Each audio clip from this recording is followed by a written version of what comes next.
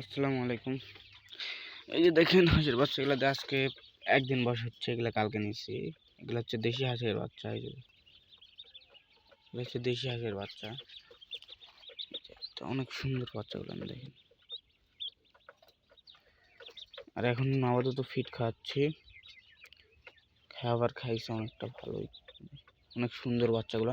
আর দেশি হাঁসের বাচ্চা এগুলো অনেকটা মোটা হয়, অস্ট্রেলিয়া কিংবা যেটা খাকি ক্যাম্বেল পালন। এই বাচ্চাটা কেন জানি না ঘাড় বাঁকা হয়ে গেছে, জানি না। তো এটা মনে হচ্ছে জন্মগত সমস্যা। আর এই যে দেখেন, বুঝতে পারি না, হয়তো সমস্যা নেই, হয়ে যাবার। এই পাশে আছে দেখেন আমার কয়েকটা হচ্ছে কালার বাট মুরগি। মোরগটা অনেক সুন্দর হয়েছে। এই যে একটা এখানে দুইটা মোরগ আছে, আর মোটামুটি 4টার মতন লেগে আছে, 5টার মতন। এই যে আর যে এটা হচ্ছে দেশি মুরগি, ওই যে এটা হচ্ছে দেশি মুরগি। আর যে ওই যে ওই কোনাতে ওইটা হচ্ছে দেশি মুরগি। এই দুইটা দেশি মুরগি। আর এই যে হচ্ছে হাঁসের বাচ্চা।